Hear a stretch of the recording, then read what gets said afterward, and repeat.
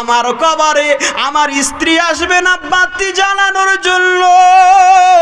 ওই কবর প্রতিদিন ডাকিয়া ডাকিয়া বলে আনা বাইতুত তুরাব, আমি মাটির ঘর, আনা বাইতুজ জুলমা, আমি অন্ধকার কবর।